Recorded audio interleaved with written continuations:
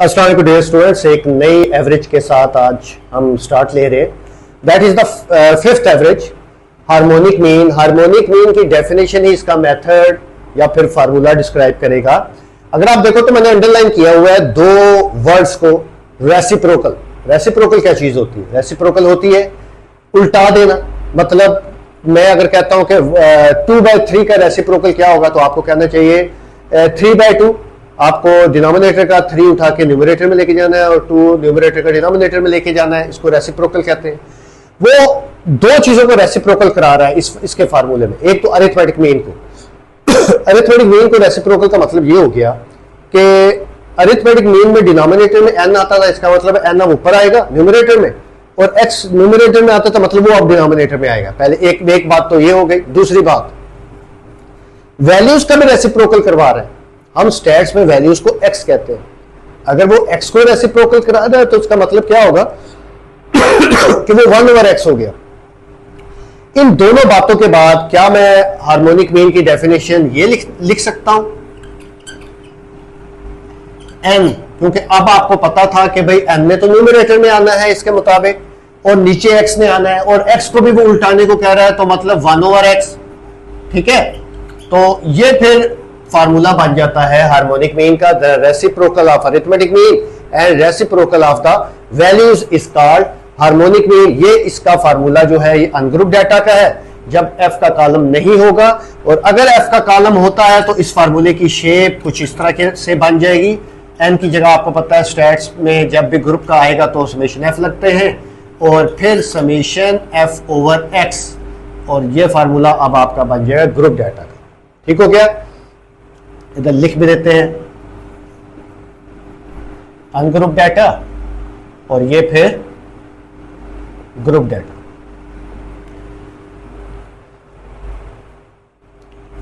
अच्छा बच्चों, एक अनग्रुप डाटा की एग्जांपल लेते हैं। जैसे मिसाल के तौर पर वो कहता है find the harmonic mean of the given data. इसका HM अगर मालूम करना है तो फर्स्ट ऑफ ऑल आप अपने डाटा को एक कॉलम में लेके जा रहे हो और कॉलम का नाम x रख रहे हो। तो ले जी, मैं इस डाटा को एक कॉलम में लेके गया और कॉलम का नाम मैंने x रख दिया। फार्मूला मुझे क्या कह रहा है? फार्मूला मुझे कहता है कि आपने जमा करना है, लेकिन कब? जब हर x की वैल्यू रेसिप्रोकल होगी। अब हर x की वैल्यू में रेसिप्रोकल होना है, मतलब each value of x will be divided by 1। मतलब कैलकुलेटर ले लेते हैं, इसमें हम हर वैल्यू को डिवाइड करते हैं। जैसे 1 डिवाइड बाय 1.1, तो डेट इज 0.91, और 1 डिवाइड बाय 1.3, तो ये वैल्यू आ गई आपकी 0.77, और 1 डिवाइड बाय 1.4, तो हमारे पास वैल्यू आ गई 0.71, और 1 डिवाइड बाय 1.7, तो हमारे पास आंसर आ गया 0.59। अब मुझे इसको क्या करना है? समेशन। मुझे इसको समेशन करना है इस कॉलम को। तो ले जी, समेशन करते हैं। 0.91 प्लस 0.77 प्लस 0.71 प्लस 0.59, तो मेरे पास जो आंसर बना डेट इज 2.98।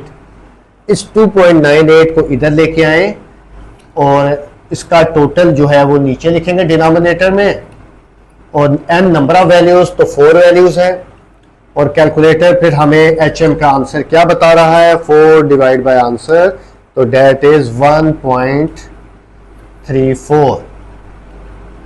सिंपल है अनग्रुप डाटा से हार्मोनिक मीन को मालूम करना। एक चीज यहां पर बताना जरूरी था कि देखो, जिस तरह मैंने ज्योमेट्रिक मीन में कहा था कि परसेंटेज में डाटा हो, बिल्कुल सेम यहाँ पे भी आपको एक बात बतानी है। अगर हमारे पास डाटा स्पीड में है, किसी भी व्हीकल की स्पीड है, किसी शख्स की स्पीड है, बाइसाइकिल की है, बाइक की है, गाड़ी की, किसी की भी स्पीड है, अगर हमें डाटा स्पीड का दिया हो तो फिर वो आपको अगर एवरेज स्पीड मालूम करने को कहता है तो कोई एवरेज बेस्ट नहीं है सिवाय HM के।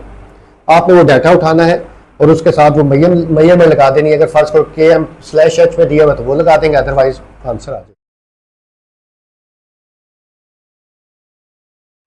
अच्छा स्टूडेंट्स, अगर हमारे पास ग्रुप डाटा है और आपने हार्मोनिक मीन फाइंड करना है ग्रुप डाटा का, तो उसके लिए फार्मूला आपको बताया था। क्या फार्मूला था HM का? HM is equal to summation F over X। अब इसके मुताबिक मुझे दो कॉलम्स के टोटल चाहिए। कौन से दो कॉलम्स के टोटल चाहिए? एक तो F ओवर X का, जो कि अभी बनाना पड़ेगा, दूसरा F का टोटल। F का टोटल अगर मैं करता हूं तो ये कितना आ जाता है? 11 टोटल आ जाता है। अब मैं अगर F ओवर X करता हूं, मतलब हर F की वैल्यू को X की वैल्यू पर डिवाइड करता हूं। जैसे F की पहली वैल्यू है 2, तो 2 डिवाइड बाय 70, तो मेरे पास आंसर आ रहा है 0.029। ठीक है। उसके बाद मैं 5 डिवाइड बाय 72 करता हूं, तो मेरे पास आंसर आ रहा है 0.069। उसके बाद 3 डिवाइड बाय 79, तो फिर मेरे पास आंसर आता है 0.038। एंड लास्ट वन, बल्कि 1 डिवाइड बाय 81, तो मेरे पास आंसर आता है 0.012। अब मुझे इस कॉलम का भी टोटल करना है, इन दो कॉलम्स का चाहिए था ना, तो फिर 0.029 प्लस 0.069 प्लस 0.038 प्लस 0.012, तो मेरे पास जो टोटल बना दैट इज 0.148। अब इन दोनों टोटल्स को अपने फार्मूले में लेके जाते हैं और HM में वैल्यूज लगा देते हैं। F का टोटल हमारे पास 11 आया था और इसका डिनोमिनेटर का टोटल आया था 0.148। अब मैं 11 डिवाइड बाय 0.148 करता हूं, तो मेरे पास जो आंसर आता है दैट इज 74.32। ये आपका HM आ जाता है। तो दैट्स इट। ये थे हमारे फिफ्थ एवरेज हार्मोनिक मीन।